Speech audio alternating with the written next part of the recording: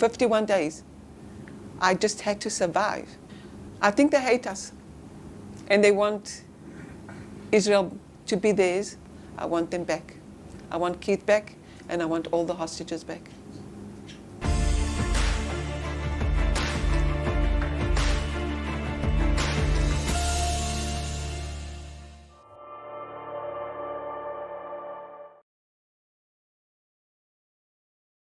So when you woke up today, we have a special situation with a ground offensive in Lebanon.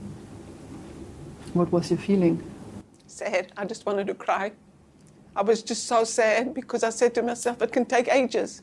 It can take months before the soldiers go out. And what does it mean? Because, you know, nobody's really telling us what's happening with our loved ones. Nobody. And we are here nearly a year after being taken. And it's just so cruel to leave them there underneath the ground on a filthy, dirty mattress to die.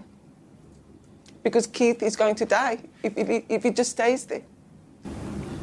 I know it's hurtful, but to make it visible and understandable, can we go back to the situation 1 year ago? And can you describe what happened to you and your husband and how that felt to you? On the 7th, Keith and I were sleeping, and we were woken up with the first alarm, and we thought that everything was okay because we've been used to it. Gaza, where I come from, has suffered from missiles for more than 20 years. I used to hide behind trees because you can hear the whistle of them coming out from Gaza to Israel. Why did you live there? Well, it's a good question. I wanted to leave so many times. I have 4 children, and it was hard for me being a mother because every time there was a missile from Gaza and my kids weren't next to me, I used to ask myself, what's with Shai? What's with Gal? What's with Ilan? What's with Shir? Where are they? Because they sometimes were walking outside or walking the dog or just coming home from school. And I was just so worried that something always would happen to him, to them by being not around me. And the first at least 10 years, we used to hide ourselves in the bathroom, in the house, and bend down. So that was everyday's life? It was every day. Gaza is very close to Gaza. So we suffered so many missiles, so many years. And I used to shake every time. And I used to tell Keith, let's leave and go and live in a different place. And he said, no, if we leave and everybody leaves, who's going to live here? Everything will be okay. You'll see it'll stop. It'll finish one day. So on the 7th, Keith and I went to our little shelter and we thought that everything's going to be okay, that we're protected. We locked the door and we locked the window after we heard that there's terrorists on the kibbutz and that there's people that are being killed. I remember looking at Keith and saying, I can't believe it. I just can't believe it. Terrorists here next to my house, killing people. When was that? What time? In the morning? At 6:30 in the morning. So I was sitting next to Keith in the shelter, and Keith was trying to relax me and saying, don't worry, Aviva, I'm with you. And when the terrorists started shooting our house and then walking inside my house, I was shaking. I remember that feeling. I was just the most scared person in the whole earth. We were holding our hands and just looking at each other and just praying that everything's going to be okay because we heard already that people were killed. And then my daughter wrote to us that we're the strongest people in earth. And I understood from that sentence that something really bad is happening. And then my son that lives on Kibbutz Gaza in a different house wrote to us that he's holding his fingers and he can hear the Arabic outside. And we got disconnected. I was sure that my son was killed. So we were sitting there and the Hamas terrorists came in. There must have been 15 terrorists. They tried to shove themselves in, like pushing each other to see who's there. And what saved us, Keith put his head on his knees and his hands on his head. And I just stood up and screamed. And when they took us, they shot us. And one of the bullets hit Keith's hand. And they pushed us, and they broke Keith's ribs. They took us in Keith's car. They took the Keith cars. And Keith didn't want to give them the number of the car because he said they're going to take us to Gaza. It was clear in that moment to him. It was clear to him that you... It was clear for him. For me, it wasn't, you know. What I said to Keith, that just means that I wasn't clear. I said to Keith, so they'll take us to Gaza. So we'll see Gaza. It's okay, we'll see Gaza. And it wasn't clear for me because I was in a complete and utterly shock. I didn't really understand at that minute what is happening around me. They were crazy. They were screaming and shooting us. In the car, there was one that held a knife in front of my face and the one in the front with a gun in front of our faces, while the driver, the Hamas terrorist, drove the car. It seemed like the end of the world. They were just so brutal, the way they treated us. They pulled me, they pushed my hair. They pulled my hair and pushed me. And they tried to make us frightened. I don't know what they were doing, but they were screaming. I was so scared. And getting out the house, I saw houses on fire already and lots of terrorists walking around the houses. And I was scared for everybody, thinking that everybody is going to be taken to Gaza or burnt. It looked like that. And when we arrived in Gaza, it seemed like everybody was outside, clapping their hands, smiling, shooting in the air. It was a party day for them. It was just, they seemed like the happiest people in earth, the people in Gaza. How did that feel for you? I mean, they were your neighbors, right, before? Strange, just strange. Everything about it was just strange. And from the beginning, I asked myself, what am I doing in Gaza? What am I doing in Gaza with my pajamas? I was taken from my house. What is Keith, 65 years old, doing in Gaza? It took me a long time before I understood that I was in Gaza and said to myself, okay, you're in Gaza. It took me weeks. So you were taken to the tunnels, right? The first time we arrived there, we were taken to a tunnel. And we had to go underneath the ground. And I'll never forget the Hamas terrorist looking at me with a smile, happy, while I was shaking and had to go down the ladder underneath the ground. I'm a very scared person, and I just had to do everything they told me to. Did you feel the possibility to make any human connection to these people that took you? No, not at all. And like I say, that if 5 minutes they were okay, and you know, it felt like they are relaxed, 5 minutes later they wanted to kill us, or torture us, or hit us, or starve us, or not bring us water while they're eating in front of us. You're such a positive human being, person. Did that change your view on humans?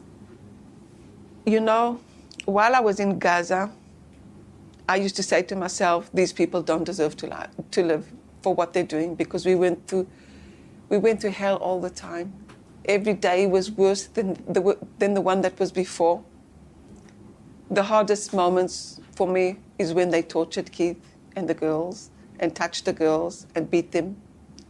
And when I came back, it took me a couple of weeks saying to myself, they shouldn't live, because the wives of the terrorists that are with us know exactly what they're doing to us, and they should stop them. Have they seen this? Or how do you know? I know because I'm sure they know. And in one of the houses, there was a wife of one of the Hamas terrorists with their children, 3 children, and she knew everything. She heard everything, and she knew everything that was going on.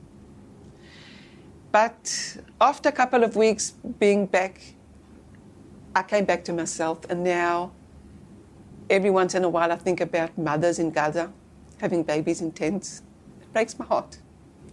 And older people in tents, and it breaks my heart that humans have to suffer But I want to tell you that who's suffering the most are our hostages. You mentioned the girl that was staying with you, so a younger lady that was taken hostage. Did you also witness the treatment of women that were taken hostage? I mean, this was also an issue that was brought up later, right? I was with 3 girls. Some of the times only 1 girl, but most of the time 3 girls. And I'm a witness. I saw everything. I felt everything. And I want to tell you that the girls were like my children because I loved them. And I couldn't scream for them. And I couldn't even hug them. Even though once one of the girls came back and I could see by her face that something happened. She was shaking. And I just got up. And I gave her a hug, even though I knew I would be screamed at. And he screamed at us. And I said, don't worry, I love her. I just couldn't handle that. And she was quiet, we were all quiet. And then after a couple of hours, she told us that he touched her. And I'm a witness of a different girl that was beaten. She was beaten in front of my eyes. She was threatened with a gun in her face that he would kill her. And I saw everything. And I'll never forget her coming back. They covered her with a blanket and they handcuffed her hands. She was red in her hands for at least 5 days of what they did to her. And she was beaten up in every place of her body. And I saw that. And I could not give her a hug because I was too scared to get up. The only thing I could do is look in her eyes and give her love through the eyes. And that's what we did. We helped each other by looking. How were you able to help each other? I mean, that seems to be such a desperate situation where you fight for your own life. How were you able to support others? It was the hardest for me to see them torture Keith and the girls. Those moments, I just wanted to die and scream, but I wasn't allowed to. We used to just look at each other in the eyes. That's the only thing we were left with. We weren't allowed to hug. We weren't allowed to feel. I used to hide myself crying so many times. I used to lie down and put my hand on my eyes that nobody will see that I'm crying because I knew that if they would, they could kill me. Why would they kill you when they would see you crying? What was the relation between you and them? We had to say that everything's okay all the time. They used to come in and go through everybody like this. We had to hold our finger and say tamam. Tamam in Arabic is okay. Well, nothing was okay. But we had to do that. And one of the times after a couple of weeks, I did this. And that was one of the mistakes that I did because he started screaming at me and told me that I have to be okay. We weren't allowed to show. And if he came in the room and anybody looked like he was upset, he used to go crazy, scream at us. They wouldn't let us be upset and cry. They wouldn't even let us move. I was with my back caught all the time, they suffering from pain. They wouldn't let me stand and move my body. Keith was with his ribs broken, and they used to force him during the day to sit while he could hardly breathe. And I remember one of the times I begged them for Keith, just give him 5 minutes, just to relax his body a little bit. He's in pain. And he said no. It seems unbelievable that you can stand such a situation for such a long time. So how present is that for you when you think of your husband still being there? The worst thing ever. I am the saddest person on earth. And now Keith is still there, and I don't know anything about Keith. Anything. There's a video that came out in April, and you can see all his ribs are out. Have you seen the video? No, I didn't. I'm not able to see the video. It's too difficult for me. But he looks terrible. And in the video, he was crying and begging. And then I remembered when they videoed us in Gaza, I told Keith that I feel like I'm going to cry. And he said, no, Aviva, don't cry. Be strong for your children. Show them that you're okay. They don't want to see you crying. It'll be too hard for them. And in the video in April, Keith is crying. And I think to myself, he for sure thought about it and wanted everybody to see that he's strong, but he's had enough. And that was in April. It's a long time ago. He's begging to be taken out. How can anybody leave human beings in a situation like that? I don't know. I just don't know. What do you think of your own government? And how do you deal with the government? I mean, you went with Netanyahu to the United States to witness, right? I feel the people are with us. Just a couple of weeks ago, there were 500,000 people standing together and shouting, enough is enough. And I feel wherever I go, if it's in Israel or if it's in the United States, because Keith is American, people are with us and want them out. But I do feel very disappointed by my government for not bringing Keith home and letting the hostages die slowly underneath the ground with no oxygen and no human rights. But I want to tell you that Hamas is responsible for what Keith is going through and what Keith looks like. In the end, you were released. So how was that situation? When did you get to know about this and that it's only you? It was only me, and the Hamas terrorist came and said, "You tomorrow, Israel." And I looked at him and I said, "I'm not going anywhere without Keith. I'm staying with Keith, or Keith's coming with me." And he said, "Don't worry, Keith tomorrow." And I got up. Keith was in the room next door. He wasn't next to me in the room when he came to tell me. And I told him, "I'm going to Keith." And he said, "No, Keith's sleeping." So I said, "No, we only arrived here 5 minutes before." So I moved him with my hand, and I went to Keith.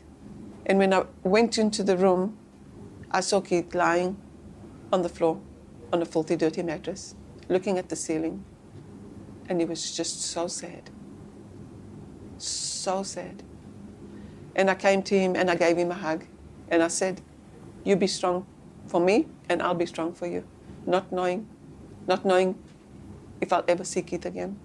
So how was that then to come back? I mean, to see your children? When I came back, there was a social worker with us, and I told her that I don't know if I'm going to manage because I know that my son is dead. And I'm going to see my 3 daughters standing and crying because my son isn't with them. And I said, I'm going to faint. And she said, "Don't worry, I'll hold you." And then she came back after 10 minutes and she said, "I've spoken on the telephone. You have 4 children." I'll never forget that. But I asked her, "Isn't he injured? Is he okay?" And she said, "Sorry, I can't tell you." And before I got to meet my children, they let me talk to them on the telephone. And I heard his voice. And he said that he's okay. I cried like a baby. And I said to myself, "You're going to have to be happy. Your children have been waiting for you. And you're going to have to be happy for them, even though I was the saddest person on earth." And that's what I did. I came back and I was happy to see my children and my family. But I was broken up into pieces. And everybody said, "Okay, Keith will come tomorrow or the day after." And it didn't happen. And it hasn't happened. And Keith is still there. And I'm not going to leave. I'm not going to lose my hope. It's now a year already. What is your hope? That it'll happen. And Keith will come home. And we'll take care of Keith. He'll put on weight. And we'll make him happy. And we'll be with him. So, I don't know if you think about that, but what is the perspective for your future? Do you see a possibility that life can be like it was before? At least to go back to Gaza How will life in Israel be? You know, I don't even think about that. The only thing I think about is Keith and the hostages and the girls and the boys.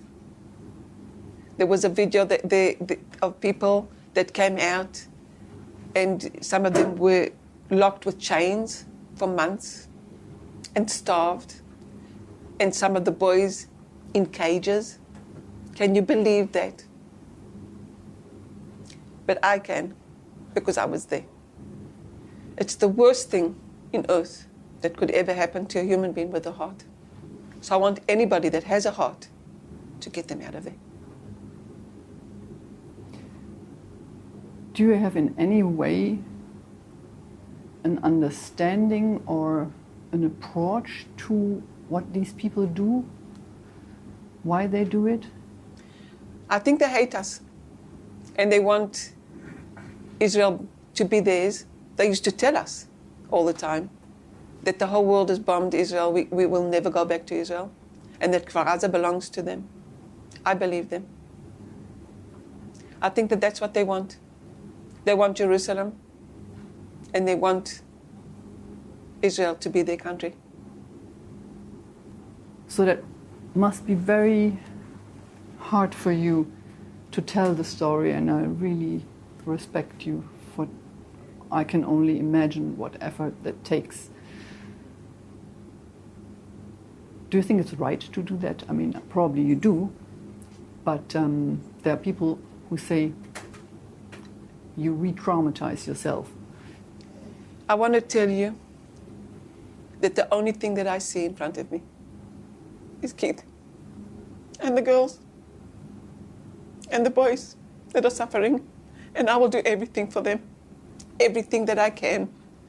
And whenever I meet important people like Biden, I ask them, what do you think I should do to bring Keith back? And they always say the same: continue doing what you're doing. So I'm going to scream, and I'm not going to stop. And I want to tell you that the hardest thing for me, and the only thing that's hard for me, is that Keith isn't here, and the hostages aren't here. So I'm sitting here and I'm crying, and maybe it'll be trauma for me, but I don't care about me now. There's only one person that I care the most for, is Keith. And I care so much for all the hostages. The girls that were with me are like my children. So I see you're wearing this T-shirt. I've seen you in many interviews. Are you wearing the T-shirt every day, or you're just taking it for the interviews? This picture was taken 3 weeks before we were kidnapped. My daughter, Shir, and Yuval got engaged, and they're waiting for Keith to get married. They were supposed to have been married already, and every once in a while I'll tell them, Shir and Yuval, just get married. When Keith comes home, he'll be happy for you. And they say, no, we're waiting for Keith, and I can understand them. I wish you so much that you get your husband back, and that Thank you. all the others would come back. Thank you. Thank you so much.